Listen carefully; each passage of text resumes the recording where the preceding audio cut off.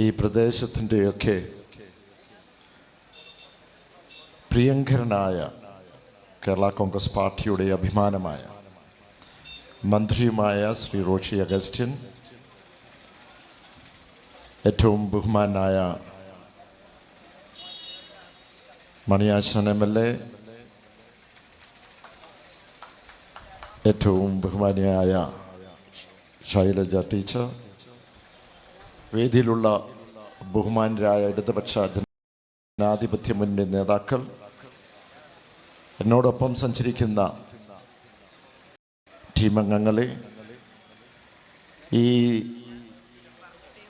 യോഗത്തിൽ പങ്കെടുക്കുന്ന ബഹുമാനരായ സഹോദരീ സഹോദരന്മാരെ, മാതാപിതാക്കളെ, പ്രിയമുള്ള സഖാക്കളെ, സ്നേഹിതരെ, കഴിഞ്ഞ 4 ദിവസം മുമ്പ് പത്തനംതിട്ട ജില്ലയിൽ പത്തനംതിട്ട മുനിസിപ്പാലിറ്റി ആറന്മുള നിയമസഭാ മണ്ഡലത്തിൽ നിന്ന് ബഹുമാനായ മുഖ്യമന്ത്രി ഉദ്ഘാടനം ചെയ്ത ഈ വികസന മുന്നേറ്റ ജാഥ, അത് പത്തനംതിട്ട ജില്ല പൂർത്തിയാക്കി, കോട്ടയം ജില്ല പൂർത്തിയാക്കി, കൊല്ലം ജില്ലയിൽ, ഇടുക്കി ജില്ലയിൽ ഇപ്പോൾ 4ാം ഈ ഇടുക്കി നിയമസഭാ മണ്ഡലത്തിലേക്ക് കടന്നു വരുമ്പോൾ കിലോമീറ്ററിന് മുമ്പ് തന്നെ ഒരു ജനസാഗരത്തിനെ എനിക്ക് കാണുവാൻ കഴിഞ്ഞു. ഈ പന്തലൊക്കെ നിറഞ്ഞു കവിഞ്ഞ് ആയിരക്കണക്കിന് പ്രവർത്തകരാണ്, ഇടതുപക്ഷത്തിൻ്റെ പ്രവർത്തകരാണ് റോഡ് സൈഡിൽ നിൽക്കുന്നത്. ഇത് കാണുമ്പം യാതൊരു സംശയവുമില്ല, ഒന്ന്, ഈ സമ്മേളനം വളരെ ഉജ്ജ്വലമായിരിക്കുന്നു, വളരെ ഗംഭീരമായിരിക്കുന്നു. ഇത് സാക്ഷ്യപ്പെടുത്തുന്നത് ഇടതുപക്ഷ ജനാധിപത്യ മുന്നണി ഒരു തുടർ ഭരണത്തിലേക്ക് നീങ്ങുന്നു എന്നുള്ളത് ഏറ്റവും വലിയ തെളിവാണ്. ഇവിടെ വന്നിരിക്കുന്ന മുഴുവൻ സഖാക്കളെയും സഹോദരീ സഹോദരന്മാരെയും ഇടതുപക്ഷ ജനാധിപത്യ മുന്നണിയുടെ പ്രവർത്തകരെയും എല്ലാവരെയും ഞാൻ ഹൃദയം കൊണ്ട് അഭിവാദ്യം ചെയ്യുന്നു, എല്ലാ ആശംസകളും നേരുകയാണ്. ഞാൻ ഇവിടെ നിൽക്കുമ്പോൾ എൻ്റെ ഓർമ്മകളൊക്കെ പോകുന്നത് 2018-19 കാലഘട്ടത്തിലെ പ്രളയമാണ്. ആ പ്രളയത്തിൽ കേരള സംസ്ഥാനം മുഴുവൻ വെള്ളത്തിനടിയിലായി. ചാനലുകളിലെല്ലാം വാർത്തകൾ വന്നുകൊണ്ടിരിക്കുന്നു. അതിൽ എറണാകുളത്തും ചാലക്കുടിയിലും തൃശ്ശൂരും റാന്നിയിലും ടൗണുകളൊക്കെ വെള്ളത്തിനടിയിലായി. പക്ഷെ ഇടുക്കി ജില്ലയിൽ വെള്ളത്തിൽ അടിയിലാകുന്നത് മാത്രമല്ല, ഈ പ്രദേശം ഓരോ മിനിറ്റ് തോറും ഉരുള് പൊട്ടിക്കൊണ്ടിരിക്കുകയാണ്. ആളുകൾ മിസ്സിംഗ് ആയി മാറുന്നു. അവിടെ വലിയൊരു പരിഭ്രാന്തിയായിട്ട് സൃഷ്ടിച്ചിരിക്കുന്നു. ചാനലുകളെല്ലാം മലബാർ മേഖലയിലും ഇടുക്കിയിലെയും മാത്രം വാർത്തകളായി മാത്രം നിൽക്കുകയാണ്. ഞങ്ങൾ താഴെയൊക്കെ അവിടെ നിന്നുകൊണ്ട് ഈ വാർത്തകളൊക്കെ കാണുമ്പോൾ ഇവിടെ ജീവിക്കുന്ന ജനങ്ങൾ എന്ത് ചെയ്യും എന്ന് ഇങ്ങനെ പരിഭ്രാന്തിയോടുകൂടി നിൽക്കുമ്പോഴാണ് ജീവൻ പോലും പണയം വെച്ചൊരു വ്യക്തി ഇങ്ങനെ മുന്നിൽ നിൽക്കുന്നു. ഏത് സാഹസ്യമായി എന്തും ചെയ്യുവാൻ തയ്യാറായി നിൽക്കുന്ന ഒരു വ്യക്തിയെ എനിക്ക് കാണുവാൻ കഴിഞ്ഞു. അത് മറ്റാരുമല്ല, ഈ ഇരിക്കുന്ന MLAയും മന്ത്രിയുമായ ശ്രീ റോഷി അഗസ്റ്റിനെ എനിക്ക് കാണുവാൻ കഴിഞ്ഞത്. ധീരതയോടുകൂടി ഏത് പ്രതിസന്ധിയെയും നേരിടുവാനുള്ള ധൈര്യം അത് അദ്ദേഹം തന്നെ പറഞ്ഞു കഴിഞ്ഞു. അതിനുശേഷം ഈ പ്രദേശം മുഴുവൻ, നമുക്കറിയാം, ഇടുക്കി ജില്ല, പ്രത്യേകിച്ച് ഇടുക്കി നിയമസഭാ മണ്ഡലം തകർന്ന് തരിപ്പണമായി. റോഡുകൾ തകർന്നു, ആശുപത്രികൾ അതിനകത്ത് അവിടെയും തകർച്ചയുണ്ടായി, വീടുകൾ, ആളുകൾ നഷ്ടപ്പെട്ടു, കുട്ടികൾക്ക് മാതാപിതാക്കളെ നഷ്ടപ്പെട്ടു, മാതാപിതാക്കൾക്ക് കുട്ടികളെ നഷ്ടപ്പെട്ടു. ഒരു ചിന്ത ഈ കേരള സമൂഹത്തിൽ മുഴുവൻ വന്നു, എങ്ങനെ ഇതിനെ റീബിൽഡ് ചെയ്യും എന്നുള്ളത്. ഇവിടെ മണിയാശാനൊക്കെ ഇരിപ്പുണ്ട്. തീർച്ചയായും ഈ ഇടുക്കിയിൽ, പ്രത്യേകിച്ച് ഈ നിയമസഭാ മണ്ഡലത്തിലെ ഈ രീതിയിലേക്ക് കൊണ്ടുപോകാൻ, റീബിൽഡ് ചെയ്ത് കൊണ്ടുവരാൻ, പഴയതിനേക്കാൾ കൂടുതൽ ഭംഗിയായി മനോഹരമായി കൊണ്ടുവരുവാൻ കഴിഞ്ഞിട്ടുണ്ടെങ്കിൽ തീർച്ചയായും അതിൻ്റെ പിന്നിൽ അതിൻ്റെ ധീരതയോട് നിന്ന ഒരു വ്യക്തിയുണ്ട്. അത് തീർച്ചയായും റോഷി അഗസ്റ്റിൻ തന്നെയാണ് എന്ന് പറയാനാകില്ല. പക്ഷെ അതിനൊക്കെ നേതൃത്വം കൊടുത്ത് ഇവിടെ മണിയാശനെ പോലെ ഉള്ള ആ കാലഘട്ടത്തിലുള്ള മന്ത്രിയും അതോടൊപ്പം തന്നെ മറ്റ് MLA-മാരും അതിന് ഉപരിയായി ഈ കേരള സമൂഹത്തെ, ഈ കേരളത്തെ പടുത്തുയർത്തുവാൻ വേണ്ടി ഇച്ഛാശക്തിയോടെയുള്ള നമ്മുടെ മുഖ്യമന്ത്രി സഖാവ് പിണറായി വിജയനും ഉണ്ടായിരുന്നു എന്നുള്ളതാണ്. ഞാൻ പറഞ്ഞു വരുന്നത്, ഈ പ്രദേശത്ത് ഇപ്പോൾ മെഡിക്കൽ കോളേജിന്റെ കാര്യങ്ങൾ പറഞ്ഞു. ഇവിടെയുള്ള നമ്മുടെ ഒരു തരത്തിൽ പറഞ്ഞാൽ നമുക്കറിയാം, കുമരകം എന്ന് പറയുന്നത് ലോക രാഷ്ട്രങ്ങൾക്ക് അറിയപ്പെട്ട ഒരു ടൂറിസ്റ്റ് ഹബ്ബാണ്. എത്രയോ സെലിബ്രിറ്റീസ് അവിടെ വന്ന് താമസിക്കുന്നു. ഞാൻ പറയുന്നത്, ഭാവിയിൽ ഏതാനും വർഷങ്ങൾക്കകം ഇടുക്കി ജില്ല, പ്രത്യേകിച്ച് ഈ മണ്ഡലം ഒരു ടൂറിസ്റ്റ് ഹബ്ബായി മാറും എന്നുള്ള സംശയമില്ല. അത് ലക്ഷ്യം വെച്ച് തന്നെ ഇന്ന് റോഷി എത്രയോ പദ്ധതികൾ ഇവിടെ നടപ്പിലാക്കിയ. എന്നെ സംബന്ധിച്ചോളം, ഇവിടെ ഇരിക്കുന്ന ഓരോരുത്തരെയും സംബന്ധിച്ചോളം റോഷി എന്ന് പറയുന്നത് ഇടുക്കിയുടെ മുത്താണ് എന്ന് പറയാനും കൂടി ആഗ്രഹിക്കുകയാണ്. തീർച്ചയായും നിങ്ങൾ ഓരോരുത്തരും ഭാഗ്യമുള്ളവരാണ്. ഞാൻ എൻ്റെ വാക്കുകൾ മറ്റു മേഖലയിലേക്ക് പോട്ടെ. അത് മറ്റൊന്നുമല്ല, ഇവിടുത്തെ വികസന കാര്യങ്ങളൊക്കെ എനിക്ക് മുമ്പ് സംസാരിച്ചവരും അതോടൊപ്പം തന്നെ ടീച്ചർ ഉൾപ്പെടെയുള്ള കാര്യങ്ങളൊക്കെ ഇതിനെപ്പറ്റി സംസാരിച്ച് കാണും. വികസന കാര്യങ്ങൾ കഴിഞ്ഞ 10 വർഷക്കാലം, പ്രത്യേകിച്ച് ഈ കഴിഞ്ഞ 5 വർഷക്കാലം വിവിധ പദ്ധതികൾ ഇന്ന് കേരള സമൂഹത്തിൽ ഈ സർക്കാർ ചെയ്തിട്ടുണ്ട്. അതിലേക്കൊന്നും ഞാൻ കടക്കുന്നില്ല. കാരണം അത് നിങ്ങൾ കേട്ട് ഇതെല്ലാം കാണാപ്പാടമായി എന്ന് ഞാൻ കരുതുന്നു. കാരണം ഇവിടുത്തെ മലയോര ഹൈവേ ഉണ്ട്, അപ്പുറത്ത് നാഷണൽ ഹൈവേ ഉണ്ട്, ഇവിടെ പ്രൈമറി സ്കൂളുണ്ട്, അപ്പുറത്ത് നമുക്ക് ടെക്നോ പാർക്കുണ്ട്, അവിടെ നമുക്ക് കാണുവാൻ കഴിയുന്നത് വാട്ടർ മെട്രോയുണ്ട്, വിഴിഞ്ഞം തുറമുഖമുണ്ട്, അത് ബസ് ടെർമിനലുണ്ട്, വിമാനത്താവളമുണ്ട്. അങ്ങനെ നിരവധി പദ്ധതികൾ നമുക്ക് കാണുവാൻ കഴിയും. പക്ഷേ ഇവിടെ ഇരിക്കുന്ന സാധാരണക്കാരായ ആളുകളോട്, പാവങ്ങളോട്, കർഷക തൊഴിലാളികളോട്, കർഷകരോടൊക്കെ ചോദിക്കുകയാണ്, ഈ വികസന പദ്ധതികളൊക്കെ നടത്തിയതിൽ ഏറ്റവും മനോഹരമായ, സുന്ദരമായ, അല്ലെങ്കിൽ ഞാൻ മനസ്സിൽ എപ്പോഴും കാത്തു സൂക്ഷിക്കുന്ന ഒരു പദ്ധതി ഏതാണ് എന്ന് ചോദിച്ചാൽ, പലപ്പോഴും നമ്മൾ വികസന പദ്ധതികൾ പറയുമ്പോൾ ജനങ്ങൾ ചിന്തിക്കുന്നത്, എനിക്ക് ഈ സർക്കാരിൽ നിന്ന് നേരിട്ട് എൻ്റെ കുടുംബത്തിനോ എൻ്റെ വീട്ടിലേക്കോ എന്ത് സഹായം ലഭിച്ചു എന്നുള്ളതാണ്. അത് വെച്ച് നോക്കുമ്പോൾ ഏറ്റവും മനോഹരമായി മനസ്സിൽ കാത്തു സൂക്ഷിക്കാൻ പറ്റുന്ന വികസന പദ്ധതി എന്ന് പറയുന്നത് കേരള സർക്കാർ നടപ്പിലാക്കിയ ക്ഷേമ പെൻഷൻ തന്നെയാണ്. എനിക്ക് യാതൊരു സംശയവുമില്ല.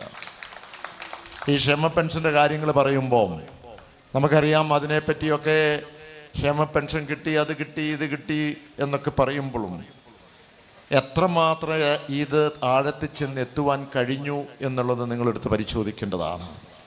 ഇവിടെ നമ്മളെ സംബന്ധിച്ചിടത്തോളം ഞാൻ ഒരു കണക്കുകളൊക്കെ ചുമ്മാ എടുത്തു നോക്കി. ആ കണക്കെടുത്ത് നോക്കിയത് മറ്റൊന്നുമല്ല, അവിടെ ഓരോ ഫിഗർ അവിടെ പറയും 100 പേർക്ക് കിട്ടി, 500 പേർക്ക് കിട്ടി. ഞാൻ തിരുവനന്തപുരത്ത് പോയി, അവിടെ നമ്മുടെ LSGG അവിടുത്തെ മിനിസ്ട്രിയുടെ മന്ത്രാലയത്തിൽ പോയി സെക്രട്ടറിയെ കണ്ട റിപ്പോർട്ടുകൾ മുഴുവൻ എടുപ്പിച്ചു. അപ്പോൾ ആ റിപ്പോർട്ടിൽ ഒരിക്കലും തെറ്റത്തില്ല. ഞാൻ ഈ വാഴത്തോപ്പ് ഗ്രാമപഞ്ചായത്തിൽ, നമ്മളിവിടെയാണല്ലോ പരിപാടി നടക്കുന്നത്, ഇന്ന് മറ്റുള്ള ഏറ്റവും കൂടുതൽ പ്രവർത്തകരും ഒരു പക്ഷേ വാഴത്തോപ്പ് ഗ്രാമപഞ്ചായത്തിൽ നിന്നായിരിക്കാം. ഇവിടെ നമുക്ക് ആകെ സാമൂഹ്യ സുരക്ഷാ പെൻഷൻ ഇവിടെ കൊടുത്തിരിക്കുന്ന 2495 കുടുംബങ്ങൾക്കാണ്. 2495 എന്ന് പറഞ്ഞാൽ 3000 എന്നൊന്ന് വിളിച്ചോളൂ. അത്രയും കുടുംബങ്ങൾക്ക്, അല്ലെങ്കിൽ അത്രയും ആളുകൾക്ക് 2000 രൂപ വെച്ച് കൊടുക്കുമ്പോൾ തീർച്ചയായും ആ കുടുംബത്തിനല്ലേ വ്യക്തിക്ക് ഒരു അല്പം ആശ്വാസം ലഭിക്കും എന്നുള്ളത് സംശയമില്ല. അങ്ങനെയാണെങ്കിൽ ഈ പഞ്ചായത്ത് എല്ലാ മാസവും, ഓരോ മാസവും എത്ര രൂപ വെച്ചാണ് ക്ഷേമ പെൻഷന് വേണ്ടി ഇവിടെയുള്ള ജനങ്ങൾക്ക്, കുടുംബങ്ങൾക്ക് കൊടുക്കുന്നത്? മൊത്തമായി എടുക്കുമ്പോൾ ഇവിടെ കാണുവാൻ കഴിഞ്ഞ ഒരു മാസം 50 ലക്ഷം രൂപ, ഒരു മാസം 50 ലക്ഷം രൂപയാണ് വാഴത്തോപ്പ് ഗ്രാമപഞ്ചായത്ത് ക്ഷേമ പെൻഷനായിട്ട് ഇവിടെ കൊടുക്കുന്നത്. പഴയ പെൻഷനുകളുണ്ട്, അതെല്ലാം കൂടെ കൂട്ടിയിട്ടാണ്. അങ്ങനെയാണെങ്കിൽ ഒരു വർഷം എത്രയാണ് നമ്മൾ കൊടുക്കുന്നത്? 50 ലക്ഷമാണ് ഒരു മാസം എന്നുണ്ടെങ്കിൽ ഒരു വർഷം 6 കോടി രൂപ ഈ പഞ്ചായത്തിലേക്ക് തന്നെ ക്ഷേമ പെൻഷനായിട്ട് കൊടുക്കുന്നു.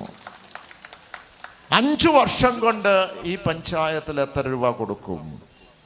നമ്മൾ 6 × 5 30 കോടി രൂപ ആണ് 5 വർഷം കൊണ്ട് ക്ഷേമ പെൻഷനായിട്ട് കൊടുക്കുന്നത്. ഇവിടെ ഗ്രാമപഞ്ചായത്ത് എത്രണ്ണം ഉണ്ട്? 9 പഞ്ചായത്തും ഒരു മുനിസിപ്പാലിറ്റിയും ഇവിടെ ഈ നമ്മുടെ നിയമസഭാ മണ്ഡലത്തിലുണ്ട്. അങ്ങനെയാണെങ്കിൽ ഇവിടെ ഈ നിയമസഭാ മണ്ഡലത്തിൽ 5 വർഷം കൊണ്ട് എത്ര കൊടുക്കും? 30 കോടി രൂപയാണ് 5 വർഷം കൊണ്ട് ഒരു പഞ്ചായത്ത് കൊടുക്കുന്നുണ്ടെങ്കിൽ × 10 300 കോടി രൂപ ഇവിടെ ക്ഷേമ പെൻഷനായിട്ട് ഇവിടെ കൊടുക്കുന്നു എന്ന് പറയുമ്പോൾ എത്രമാത്രം ഈ പറയുന്ന ആളുകൾ അല്ലെങ്കിൽ ഈ സർക്കാർ നമ്മുടെ ആളുകളെ ചേർത്ത് പിടിച്ചു എന്നുള്ളതാണ്. ഇത് പറയുമ്പോൾ എൻ്റെ മനസ്സിലേക്ക് പോകുന്ന മറ്റൊരു കാര്യമാണ്. ഇവിടെ വളരെയധികം ആളുകൾ, നമ്മുടെ കുടിയേറ്റ കർഷകരുണ്ട്, തൊഴിലാളികളുണ്ട്. നമ്മുടെ പ്രദേശത്തു നിന്നൊക്കെ വന്ന വളരെയധികം ആളുകൾ മീനച്ചി താലൂക്കിൽ നിന്നുള്ളവരുണ്ടാകാം. സാധാരണ രീതിയിൽ ഒരു ബഡ്ജറ്റ് അവതരിപ്പിക്കുമ്പോൾ ആ ബഡ്ജറ്റിൻ്റെ തലേ ദിവസം ആ സംസ്ഥാനത്തിൻ്റെ ധനകാര്യമന്ത്രി മുഖ്യമന്ത്രിയുടെ അടുത്ത് തലേ ദിവസം ഒരു 7-7:30 ആകുമ്പോൾ ചെന്നിട്ട് ഈ മുഴുവൻ അവതരിപ്പിക്കാൻ പോകുന്ന ബഡ്ജറ്റുകൾ അതിൻ്റെ മുഴുവൻ അത് വായിച്ച് കേൾപ്പിക്കും മുഖ്യമന്ത്രിയെ. അതൊരു കൺവെൻഷൻ എല്ലാ സംസ്ഥാനത്തും ചെയ്യും. അപ്പോൾ മുഖ്യമന്ത്രിക്ക് വേണമെങ്കിൽ കുറച്ചൊക്കെ അങ്ങോട്ട് മാറ്റുകയോ തിരിക്കുകയോ ആഡ് ചെയ്യുകയോ ഒക്കെ ചെയ്യാം. പക്ഷേ സാധാരണ ചെയ്യില്ല. ധനകാര്യമന്ത്രി കൊണ്ടുവന്നത് മുഴുവൻ വായിക്കാനുള്ള അനുവാദം കൊടുക്കും. അങ്ങനെ ഒരു വർഷത്തിൽ തലേ ദിവസം ബഡ്ജറ്റ് നാളെയാണെങ്കിൽ തലേ ദിവസം ധനകാര്യമന്ത്രി മുഖ്യമന്ത്രിയുടെ അടുത്ത് വന്ന് ഇങ്ങനെ വായിച്ച് ഓരോന്നായിട്ട് ഇങ്ങനെ വായിച്ച് കേൾപ്പിച്ച് ഒരു 3/4 മണിക്കൂർ കഴിയുമ്പോൾ ഒരു പദ്ധതിയുടെ പേരങ്ങ് വായിച്ചു. ആ പേര് വായിച്ചപ്പോൾ ഉടനെ തന്നെ മുഖ്യമന്ത്രി ഏറ്റുനിന്നിട്ട് ധനകാര്യമന്ത്രിയുടെ അടുത്തേക്ക് ചെന്നിട്ട് അദ്ദേഹത്തിനെ ആലിംഗനം ചെയ്ത് കെട്ടിപ്പിടിച്ചിട്ട് പറഞ്ഞു, കേരളം ഉള്ളിടത്തോളം കാലം ഇത് കേരളത്തിലെ ജനങ്ങൾ ചരിത്രം ഓർത്തിരിക്കും എന്ന് പറയുകയുണ്ടായി. ഏതാണെന്നറിയണ്ടേ ആ പദ്ധതിയുടെ പേര് കർഷക തൊഴിലാളി വേതനം പെൻഷൻ എന്നായിരുന്നു. ഇന്ത്യയിലെ ആദ്യമായിട്ടാണ് ഒരു സംസ്ഥാനത്ത് ഒരു ക്ഷേമ പെൻഷൻ അവതരിപ്പിക്കുന്നത്. അത് കർഷക തൊഴിലാളി പെൻഷൻ ആയിരുന്നു. അത് അന്നത്തെ കാലത്ത് ആരായിരുന്നു അന്നത്തെ കാലത്ത് മുഖ്യമന്ത്രി? ഇത് 1980-ലായിരുന്നു. അന്നുണ്ടായിരുന്ന മുഖ്യമന്ത്രി സഹാബ് EK നായനാർ ആയിരുന്നു. ആരായിരുന്നു അന്നത്തെ ധനകാര്യമന്ത്രി? ശ്രീ KM മാണി ആയിരുന്നു അന്നത്തെ ധനകാര്യമന്ത്രി. ഏത് മുന്നണിയായിരുന്നു അന്ന് കേരളം ഭരിച്ചുകൊണ്ടിരുന്നത്? ഇടതുപക്ഷ ജനാധിപത്യ മുന്നണിയായിരുന്നു അന്ന് ഭരിച്ചുകൊണ്ടിരുന്നത്. അന്ന് ആരംഭിച്ചത് എത്ര രൂപയ്ക്കാണെന്നറിയണ്ടേ? 45 രൂപയാണ് അന്ന് ക്ഷേമ പെൻഷനായിട്ട് കൊടുത്തത് 80കളിൽ. അത് വലിയൊരു എമൗണ്ട് അല്ലെങ്കിലും അന്നത്തെ കാലത്ത് വലിയ എമൗണ്ട് ആയിരുന്നു. പക്ഷേ അത് ജനങ്ങൾ അത് മനസ്സിൽ അത് കാത്തു സൂക്ഷിക്കും ചരിത്ര സംഭവമായിരുന്നു. ഞാനിത് പറയാൻ കാര്യം, ഇവിടെ 300 കോടി 5 വർഷം കൊണ്ട് ഈ വാഴത്തോപ്പ് അല്ലെങ്കിൽ ഈ നിയമസഭാ മണ്ഡലത്തിൽ ഇങ്ങനെയുള്ള ഇത്രയും 3000 ഈ പഞ്ചായത്തിൽ തന്നെ, അപ്പോൾ ഏതാണ്ട് 30,000 പേർക്ക് കൊടുക്കുന്നുണ്ട് എന്ന് പറയുമ്പോൾ എനിക്കൊരു സംശയവുമില്ല, ഈ സാധാരണക്കാരും പാവപ്പെട്ടവരും കർഷക തൊഴിലാളികളും അതുപോലെ തന്നെ വിധവകളുമൊക്കെ ഈ സർക്കാരിനെ ചേർത്ത് പിടിക്കും എന്നുള്ളത് ഞാൻ ആത്മാർത്ഥമായി വിശ്വസിക്കുകയാണ്. ഈ സംശയമില്ല, അവർ ചേർത്ത് പിടിക്കുമെന്നുള്ളത്. ഇത് മാത്രമാണോ? ഈ പഞ്ചായത്തിൽ എടുക്കുകയാണെങ്കിൽ ലൈഫ് മിഷൻ പദ്ധതിയിൽ 5371 ലൈഫ് മിഷൻ വീടുകൾ നമുക്ക് ഇവിടെ നിർമ്മിക്കുവാൻ കഴിഞ്ഞു. ഇവിടെ നിർമ്മിച്ച് പൂർത്തിയാക്കിയത് 4121.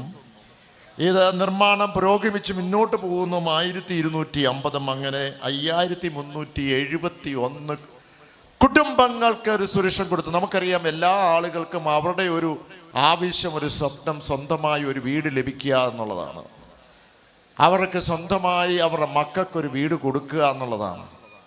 അങ്ങനെ വരികയാണെങ്കിൽ ഈ 5500ഓളം വീടുകൾ എന്ന് പറഞ്ഞാൽ ഒരു വീട്ടിൽ നമുക്കറിയാം അപ്പനും അമ്മയും ഏറ്റവും ചുരുങ്ങിയത് 2 മക്കളെങ്കിലും ഉണ്ടാകും.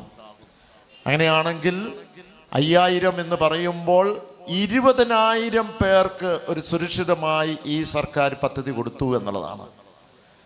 ഇതും മാത്രമാണോ? ഈ അടുത്ത നാളിൽ സർക്കാർ 35 വയസ്സിനും 60 വയസ്സിനുമുള്ള സ്ത്രീകൾ ഒരു വരുമാനമോ ക്ഷേമ പെൻഷനോ ഇല്ലാത്തവർക്ക് 1000 രൂപ വെച്ച് കൊടുക്കാൻ തീരുമാനമെടുത്തു. കഴിഞ്ഞ ദിവസം സർക്കാരുമായി ഞാൻ ഇതിൻ്റെ വിവരങ്ങൾ ചോദിച്ചപ്പോൾ 18 ലക്ഷം പേര് വനിതകൾ ഇവർ ആ ഒരു വരുമാനമില്ലാത്തവർ രജിസ്റ്റർ ചെയ്തു. അതിൻ്റെ പണം ഈ ഉടനെ കൊടുക്കാൻ പോവുകയാണ്.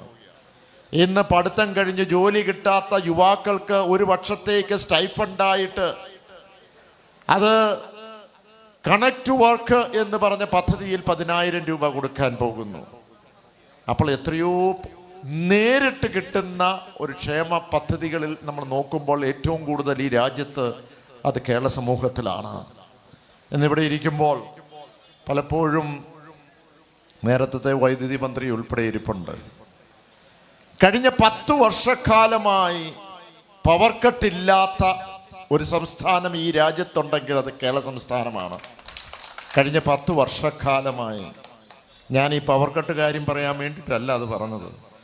നമുക്കെല്ലാം അറിയാം കോവിഡിന് ശേഷം എത്രയോ കുടുംബങ്ങളിൽ അവരുടെ മക്കൾ, യുവാക്കൾ ഇൻഫോ പാർക്കിലും അതുപോലെ ടെക്നോ പാർക്കിലും ഹൈദരാബാദിലും ബോംബെയിലും ഒക്കെ ജോലി ചെയ്തവർ ആ കോവിഡിൻ്റെ കാലത്ത് തിരിച്ചു വന്ന് വീട്ടിലിരുന്ന് ജോലി ചെയ്തോളാൻ പറഞ്ഞ വളരെയധികം വീടുകളുണ്ട്. എന്ന് പറഞ്ഞാൽ വർക്ക് അറ്റ് ഹോം. അങ്ങനെയുള്ള ആ ലക്ഷക്കണക്കിന് കണക്കെടുത്തിയാൽ ലക്ഷക്കണക്കിന് ആളുകൾ ഈ പറയുന്ന കേരള സംസ്ഥാനത്തുണ്ട്.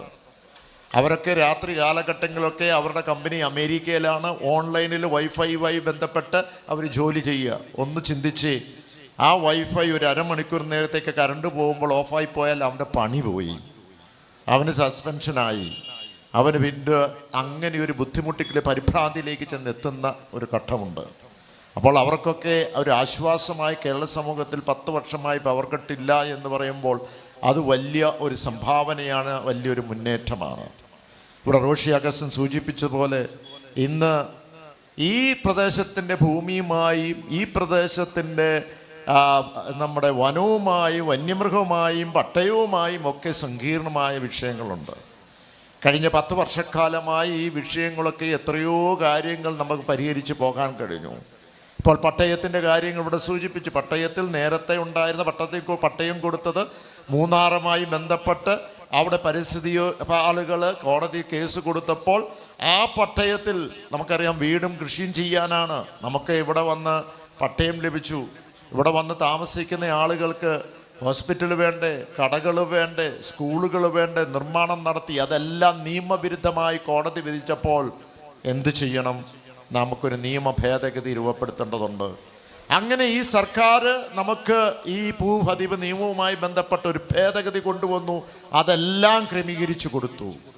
അപ്പോൾ അടുത്ത ചോദ്യം വന്നു, എന്താണ് ഇനിയുള്ള നിർമ്മിക്കാൻ പോകുന്നതിന് എന്ത് ചെയ്യാൻ കഴിയും? അതാണ് ഇപ്പോൾ റോഷി ഇവിടെ സൂചിപ്പിച്ചത്. അതിൻ്റെ ചട്ടങ്ങളെല്ലാം റെഡിയായി ഏതാനും ദിവസങ്ങൾക്കകം അതിൻ്റെ പ്രഖ്യാപനം കൂടെ നടന്നു കഴിയുമ്പോൾ ഇനി നിർമ്മാണവും അതും ഇനി വരാൻ പോകുന്ന നിർമ്മാണവും ക്രമീകരിക്കും എന്നുള്ളതാണ്. നമുക്കറിയാം ബഫർ സോണുമായി ബന്ധപ്പെട്ടുള്ള വിഷയം ഉണ്ടായിരുന്നു. ആ ബഫർ സോണിൻ്റെ വിഷയത്തിൽ ഏറ്റവും കൂടുതൽ ഇടപെട്ട ഒരു വ്യക്തിയാണ് ഞാനിവിടെ.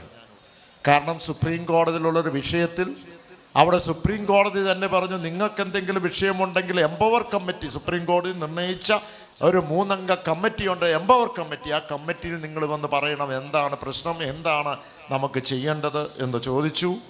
അതനുസരിച്ച് 40 പേജുള്ള റിപ്പോർട്ട് ഞാൻ കൊടുക്കുകയുണ്ടായി. അവിടെ പോയി ഞാൻ പറഞ്ഞത്, കേരള സംസ്ഥാനത്ത് പ്രത്യേകിച്ച് ഈ കുടിയേറ്റ മേഖലയിലുള്ളവരെല്ലാം അവരെല്ലാം കയ്യേറ്റക്കാരായി ആണ് കാണുന്നത്. ഇവിടുന്ന് പോയ ഈ പരിസ്ഥിതിക്കാർ പോയ ഒരു ലെറ്റർ ഞാൻ കണ്ടു അവർക്ക് കൊടുത്തത്. അതിനകത്ത് എഴുതിയിരിക്കുന്ന ഈ കർഷകർ ഒട്ടുമുക്കാലും കയ്യേറ്റക്കാരാണെന്ന് അവർ പരാമർശിച്ചിരിക്കുന്നത്. അപ്പോൾ ഞാൻ പറഞ്ഞു, ഇവർ കയ്യേറ്റക്കാരല്ല, കുടിയേറ്റക്കാരാണ്.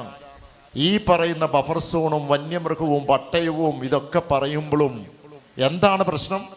പരിസ്ഥിതിയുമായി ബന്ധപ്പെട്ടുള്ള പ്രശ്നമാണ്. പരിസ്ഥിതിയെ നഷ്ടപ്പെടുത്തുന്നു എന്നുള്ള പ്രശ്നമാണ്. പരിസ്ഥിതിയെ എങ്ങനെയാണ് അവർ സംരക്ഷിക്കാൻ നോക്കുന്നത്? ഇന്ന് നമ്മുടെ രാജ്യം അല്ലെങ്കിൽ ലോകം വൃക്ഷങ്ങൾ വേണം, വനത്തിൻ്റെ ആ വ്യാപ്തി കൂട്ടിക്കൂട്ടി കൊണ്ടുവരണം എന്നുള്ളതാണ്. അപ്പോഴാണ് ഞാൻ വനത്തിൻ്റെ കണക്കെടുത്ത് നോക്കി. ആ കണക്ക് പ്രകാരം നമുക്ക് കാണുവാൻ കഴിയുന്നത് കേരള സംസ്ഥാനത്ത് അന്യ സംസ്ഥാനങ്ങൾ തമിഴ്നാടും ആന്ധ്രയൊക്കെ നോക്കിക്കഴിഞ്ഞാൽ വനം അന്യ സംസ്ഥാനങ്ങൾ 18%, 19%, 20%ആണെങ്കിൽ ഇവിടെ 26-27% ഈ കൊച്ചു കേരളത്തിൽ. ഇപ്പോൾ വനമല്ല, ഇപ്പോൾ ലോകരാഷ്ട്രങ്ങൾ ബെഞ്ച് മാർക്കായിട്ട് വെച്ചിരിക്കുന്ന ഇന്ത്യ വെച്ചിരിക്കുന്ന വൃക്ഷാവരണമാണ്, ഫോറസ്റ്റ് കവറാണ്. എത്രമാത്രം വൃക്ഷങ്ങളുണ്ട് എന്നുള്ളതാണ്, പച്ചപ്പുണ്ട്. അത് വെച്ച് നോക്കുമ്പോൾ തമിഴ്നാട്ടിലും ആന്ധ്രയും കർണാടകയിലും 21, 22 ഒക്കെയാണ് അവിടെയുള്ള ശതമാനം. ഇന്ന് ഇന്ത്യ രാജ്യത്ത് ശരാശരി ദേശീയ ആവറേജ് എന്ന് പറയുന്ന 26-27% ഉള്ളൂ. 5 വർഷം കഴിഞ്ഞിട്ട് അത് 33% ആക്കണമെന്നാണ് പറയുന്നത്. അതാണ് ലക്ഷ്യമിടുന്നത്. പക്ഷെ കേരളത്തിൽ എത്രയുണ്ടെന്നറിയണ്ടേ? 54%, 50-ൽ കൂടുതൽ 54% വൃക്ഷാവരണമുണ്ട്. ഇത് കണക്കുകൾ വെച്ച് ഞാൻ അവരെ അവതരിപ്പിച്ചു. ഈ 54 എന്ന് പറഞ്ഞ് ഞാൻ പറഞ്ഞതല്ല. രാജ്യസഭയിൽ ഒരു ചോദ്യം ചോദിച്ചതിന് ഉത്തരമായിട്ട് മന്ത്രി ഞങ്ങൾക്ക് തന്നതാ. ഇതെല്ലാം വാലിഡ് ആയിട്ടുള്ള ഡേറ്റ വെച്ചാണ് പറഞ്ഞത്. അപ്പം ഞാൻ ചോദിച്ചു, ഇവിടെ പരിസ്ഥിതിയെ സംരക്ഷിക്കുന്നത് ആരാണ്? പരിസ്ഥിതിയെ സംരക്ഷിക്കുന്ന കർഷകരാണ്. ഇനി 1 ഇഞ്ച് ഭൂമി പോലും വനം ഇവിടെ പുതിയതായി കൂട്ടേണ്ട ഒരു കാര്യവുമില്ല. അങ്ങനെയാണെങ്കിൽ ഈ വനത്തിനോട് ചേർന്ന് നിൽക്കുന്ന കർഷകർക്ക് അവർക്ക് ബഫർ സോൺ ഇങ്ങോട്ടല്ല, അവരുടെ കൃഷിയിടങ്ങളിലേക്കല്ല വേണ്ടത്. ഇവിടെ ജനങ്ങളാണ് ജീവിക്കുന്നത്. അതിൻ്റെ ആ വനത്തിനോട് ചേർന്ന് അവിടെ പീപ്പിൾ സെൻസിറ്റീവ് ആയിട്ടുള്ളൊരു സോണാണ്. എക്കോളജിക്കൽ സെൻസിറ്റീവ്, വന്യമൃഗത്തിൻ്റെ സെൻസിറ്റീവ് എന്നൊക്കെ പറഞ്ഞാണ് ഇങ്ങോട്ട് നമുക്ക് ഈ കൃഷിഭൂമിയിലേക്ക് കിടക്കുന്നത്. പീപ്പിൾ സെൻസിറ്റീവ്, ജനങ്ങളുടെ ഒരു സാന്ദ്രതയുള്ള ഒരു പ്രദേശമായി അത് ഡിക്ലെയർ ചെയ്യുകയും ബഫർ സോൺ അകത്തേക്ക് 1 കിലോമീറ്റർ വെക്കണം എന്നുള്ളൊരു നിർദ്ദേശമാണ് കൊടുത്തത്.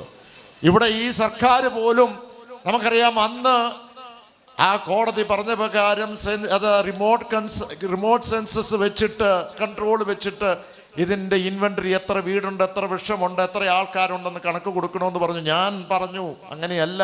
മുഖ്യമന്ത്രിയെ വന്ന് കണ്ടു പറഞ്ഞു, നമുക്ക് ഗ്രൗണ്ട് ലെവലിൽ ഇതിൻ്റെ കണക്കെടുക്കണം. അതനുസരിച്ച് പഞ്ചായത്തും ഒക്കെ ആയിട്ട് ഗ്രൗണ്ട് ലെവലിൽ എടുത്തു. അത് റിപ്പോർട്ട് സുപ്രീം കോടതി കൊടുത്തു. അതിൻ്റെ അടിസ്ഥാനത്തിൽ ഇപ്പോൾ നമുക്കതിനൊരു ശാശ്വത പരിഹാരം കണ്ടെത്തുവാൻ ഒരു പരിധിവരെ കണ്ടു എന്നുള്ളതാണ്. വന്യമൃഗത്തിൻ്റെ ബേസും ഇത് തന്നെയാണ്. വന്യമൃഗം പുറത്ത് അതിൽ ഏറ്റവും കൂടുതൽ ഇടപെടുവാൻ എനിക്ക് കഴിഞ്ഞിട്ടുണ്ട്. ഏറ്റവും ആദ്യമേ ഈ സംസ്ഥാനത്ത് വർഷങ്ങൾക്ക് മുമ്പ് ഞാൻ പറഞ്ഞു, ഒരു വന്യമൃഗം പുറത്തേക്ക് കടന്നു വന്നാൽ ഒന്നും നോക്കണ്ട, അതിനെ വെടിവെച്ച് കൊല്ലണം എന്ന് തന്നെയാണ് പറഞ്ഞിരിക്കുന്ന. അക്രമകാരികളെ വന്യമൃഗം വന്നാൽ ആ സ്റ്റാൻഡിൽ ഞാൻ ഇപ്പോഴും ഉറച്ചു നിൽക്കുകയാണ്. പക്ഷേ വന്യമൃഗം പുറത്തേക്ക് വരുമ്പോൾ അതിനെ കൊല്ലാൻ കഴിയില്ല. നമുക്ക് പോലും, നമ്മുടെ ജീവന് പോലും ഒരു പ്രശ്നമുണ്ടാകുകയാണെങ്കിൽ, നമുക്കറിയാം, ഒരു കള്ളൻ ഒരു വീട്ടിലേക്ക് വന്നു, സ്വയം രക്ഷയ്ക്ക് വേണ്ടി അവനെ നമുക്ക് കൊല്ലാം. പക്ഷേ ഒരു വന്യമൃഗത്തിനെ കൊല്ലാൻ പറ്റത്തില്ല. എന്താണ് കാരണം?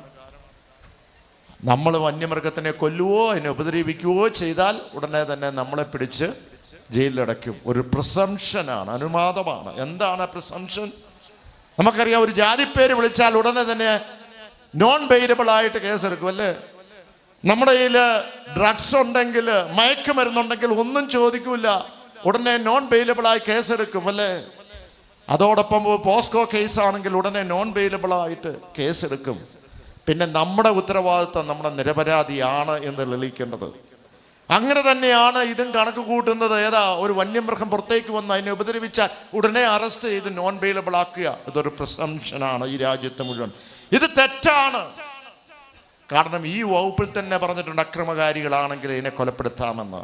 ഞങ്ങൾ മന്ത്രിയെ പോയിക്കൊണ്ട് MLA-മാരെല്ലാവരും കൂടി, ഉപേന്ദ്ര യാദവ് ബഹുമാനപ്പെട്ട വനംവകുപ്പ് മന്ത്രിയെ കണ്ട് 1.25 മണിക്കൂറിന് സംസാരിച്ചു. ഏറ്റവും അവസാനം പറഞ്ഞു, ഞങ്ങൾ എന്ത് ചെയ്യണം? ഒരു അമെൻമെന്റ്, ഒരു ഭേദഗതി കൊണ്ടുവരണ്ടേ എന്ന് ചോദിച്ചു. അയ്യോ, അത് കൊണ്ടുവരുവാൻ വലിയ ഒരു മെനക്കേടാണ്. അത് മാത്രമല്ല, കാട്ടുപന്നിയെ പോലും കൊല്ലുന്നത് അത്രയും കൂടുതൽ കൊല്ലരുത്. അന്നേരം ഒരു പേപ്പർ, ഒരു കളർ ഷീറ്റിൽ ഒരു ഫോട്ടോ എടുത്തുകൊണ്ട് മന്ത്രി ഞങ്ങളെ എടുത്ത് കാണിച്ചു. കേരള കൗമുദിയിൽ വന്നിരിക്കുന്നു ഒരു 30 കാട്ടുപന്നിയെ കൊന്നിട്ട് കർഷകനെ ഇങ്ങനെ നിൽക്കുന്ന ഒരു ഫോട്ടോ വന്നത്. നിങ്ങൾ കാട്ടുപന്നിയെ മുഴുവൻ കൊന്നാൽ അത് കടുവായുടെയും പുലിയുടെയും ഒക്കെ ഭക്ഷണം അങ്ങനെ തിന്നു തീർത്താൽ എങ്ങനെയാ? അപ്പോൾ ഇതാണ് അവരുടെ ഒരു ധാരണ. പക്ഷേ ഞാൻ പറഞ്ഞു, ഇതിൻ്റെ ആവശ്യമില്ല, അമെൻമെന്റ് ഭേദഗതിയുടെ ആവശ്യമില്ല. ഈ വകുപ്പിൽ തന്നെ 63 സെക്ഷൻ പ്രകാരം ഒരു ഡയറക്ഷൻ നമുക്ക് ഇങ്ങോട്ട് കൊടുക്കാൻ കഴിയും. ഇങ്ങനെ പുറത്തേക്ക് വന്നാൽ കേസെടുക്കാൻ പാടില്ല എന്നുള്ളത്. ഒരു പക്ഷെ നിങ്ങൾ ചോദിക്കും, എന്തുകൊണ്ടാണ് സംസ്ഥാന സർക്കാർ അങ്ങ് ചെയ്താൽ പോരെ എന്ന് നിങ്ങൾ ചോദിക്കും. പലരും ചോദിക്കുന്ന, പത്രക്കാർ ചോദിക്കും. അത് ചെയ്യാൻ പറ്റാത്ത കാര്യം, ഇത് 1972 വന്യജീവി സംരക്ഷണ ബില്ല് അത് കേന്ദ്രം കൊണ്ടുവന്നു. അതിനു മുമ്പ് ഇത് സംസ്ഥാനത്തിന്റെ മന്ത്രാലയത്തിൽ മാത്രം പെട്ടതായിരുന്നു. പക്ഷെ അന്നത്തെ സർക്കാർ, കോൺഗ്രസ് സർക്കാർ എന്ത് ചെയ്തു? ഇത് കൺകറന്റ് ലിസ്റ്റിൽ കൊണ്ടുവന്നു. എന്ന് പറഞ്ഞാൽ സംസ്ഥാനത്തിന്റെയും കേന്ദ്രത്തിന്റെയും അധികാരത്തിലേക്ക് കൊണ്ടുവന്നു. അപ്പൊ കേന്ദ്രം ആ നിയമം എടുത്ത് അവരുടെ പോക്കറ്റിൽ ഇട്ടിട്ട് ഈ നിയമം കൊണ്ടുവന്നു. ഏത് നിയമമാണ്? വന്യമൃഗ സംരക്ഷണ ബില്ല്. ആ ബില്ലിൽ വന്യമൃഗത്തിനെ സംരക്ഷിക്കേണ്ടത് എവിടെയാണെന്ന് പറഞ്ഞില്ല.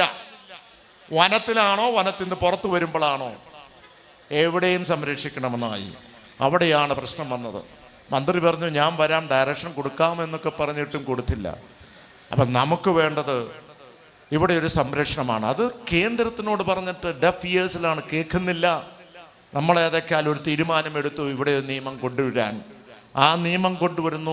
പുറത്തേക്ക് വരുന്ന വെടിവെച്ച് കൊല്ലാനുള്ള തീരുമാനം നിയമ ഭേദഗതി നടത്തി നിയമസഭയിൽ പാസ്സാക്കി പ്രസിഡന്റ് കയ്യിലേക്ക് കൊടുത്തിരിക്കുക. അവരെ ഒപ്പിടാനുണ്ട്.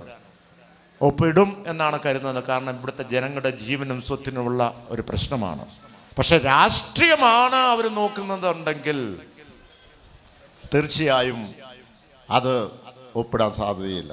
കാരണം കേരളത്തിൻ്റെ ഒരു വികസനം എടുത്തു നോക്കിയാൽ, കേന്ദ്ര ബഡ്ജറ്റ് എടുത്തു നോക്കിയാൽ, കേരളം എന്നുള്ളൊരു വാക്ക് കഴിഞ്ഞ 10 വർഷക്കാലമായി ഒരു ബഡ്ജറ്റിനും കേന്ദ്ര ബഡ്ജറ്റും സംസാരിച്ചിട്ടില്ല എന്ന് പറയുമ്പോൾ എന്താണ് കേന്ദ്രം ചിന്തിക്കുന്നത്?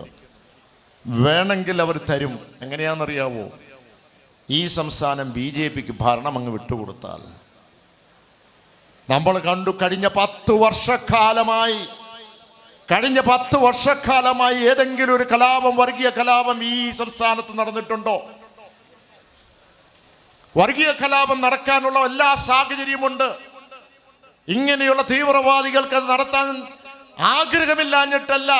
പക്ഷെ എപ്പോഴെങ്കിലും അതിൻ്റെ തല പൊക്കിയാൽ ഉടനെ തന്നെ ഇത് അടിച്ചമർത്തുന്ന ഇച്ഛാശക്തിയുള്ളത് ഇടത് സർക്കാർ ഉള്ളത് കൊണ്ട് മാത്രമാണ്. നമ്മൾ തലശ്ശേരി കലാപത്തിനെ കേട്ടിട്ടില്ലേ? വിഴിഞ്ഞം കലാപം കേട്ടിട്ടില്ലേ? പൂന്തറ കലാപം കേട്ടിട്ടില്ലേ? മാറാട് കലാപം കേട്ടിട്ടില്ലേ? തലശ്ശേരി കലാപം കഴിഞ്ഞപ്പോൾ അന്ന് സർക്കാർ ആഭ്യന്തര വകുപ്പ് മന്ത്രി ഒരു കമ്മീഷനെ വെച്ചു. ജസ്റ്റിസ് ജോസഫ് വിധേയത്തിൽ ഒരു ജഡ്ജാണ്. എന്നിട്ട് ഇതിനെപ്പറ്റി പഠിക്കാൻ പറഞ്ഞു. അപ്പോൾ അവർ പഠിച്ച് ഒരു കമ്മീഷൻ റിപ്പോർട്ട് കൊടുത്തു. ആ റിപ്പോർട്ടിനകത്ത് 32-ാമത്തെ പേജിൽ ഇങ്ങനെ പറഞ്ഞു: ഒരു പ്രത്യേക സമുദായത്തിൽപ്പെട്ട ന്യൂനപക്ഷത്തിന്റെ ഒരു ജനതയെ പീഡിപ്പിക്കുവാനുള്ള, ആക്രമിക്കുവാനുള്ള, കൊലപ്പെടുത്തുവാനുള്ള എല്ലാ ശ്രമങ്ങളും നടത്തിയപ്പോൾ അതിനെ പ്രതിരോധിച്ചത് ഈ കേരള സംസ്ഥാനത്തുള്ള ഒരു പാർട്ടിയാണ്. ആ റിപ്പോർട്ടിൽ എഴുതിയതാണ്. ഏത് പാർട്ടിയാണ്? ആ പാർട്ടിയുടെ പേര് communist party of India, Marxist എന്നാണ് പറയുണ്ടായി. നമുക്ക് ആ കാലഘട്ടത്തിൽ യുവാവായിരുന്ന നേതാക്കന്മാർ, CPM-ന്റെ നേതാക്കന്മാരൊക്കെ രംഗത്തിറങ്ങി അതിനെ ഈ പറയുന്ന വർഗീയതയെ, കലാപത്തെ പ്രതിരോധിക്കാൻ നിന്നു.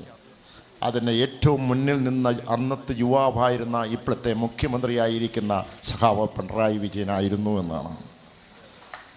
കലാപത്തിൻ്റെ കാര്യത്തിൽ നമ്മൾ 10 വർഷം ഈ കലാപങ്ങളൊക്കെ നടന്നപ്പോൾ ആരൊക്കെ ഉണ്ടായിരുന്നു, എപ്പോഴായിരുന്നു, നിങ്ങളെടുത്ത് പരിശോധിച്ചാൽ മതി.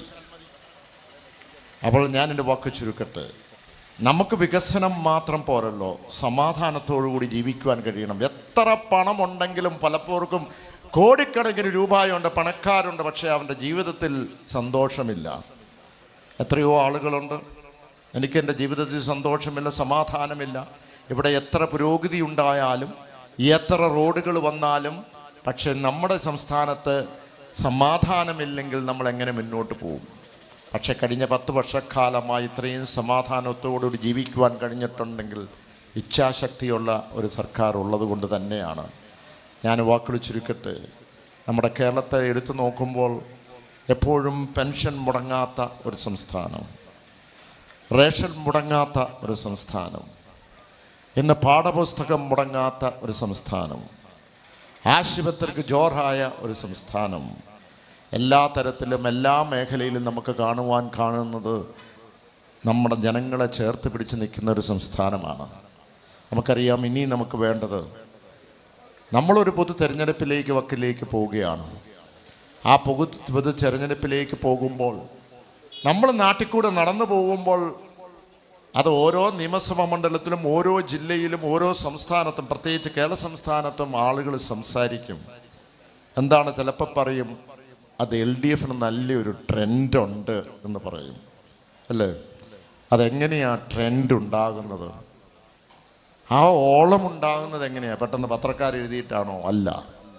ആ ട്രെൻഡ് ഉണ്ടാകുന്ന നമ്മുടെ വികസന പദ്ധതികൾ, നമ്മുടെ കാര്യങ്ങളും നമ്മുടെ ജനങ്ങളോട് നമ്മൾ സംസാരിക്കുമ്പോൾ, ഓരോരുത്തരും സംസാരിക്കുമ്പോഴാണ്. അത് സംസാരിക്കുമ്പോൾ ഒരു ട്രെൻഡ് ഉണ്ടാകും. ആ ട്രെൻഡ് എല്ലാ പ്രദേശങ്ങളും, ഇടുക്കി ജില്ലയിലും കേരള സംസ്ഥാനത്ത് ഉണ്ടാകണമെന്നുണ്ടെങ്കിൽ നിങ്ങൾ ഓരോരുത്തരും സംസാരിച്ചേ പറ്റൂ. അതിന് കഴിയണം എന്ന് മാത്രം പറഞ്ഞുകൊണ്ട് ഇവിടെ വന്നിരിക്കുന്ന എല്ലാവരും, നമുക്കറിയാം തിരക്കേറിയവരാണ്, വളരെ മണിക്കൂറോളം യാത്ര ചെയ്താണ് ഇവിടെ എത്തിയിരിക്കുന്നത് എന്നെനിക്കറിയാം.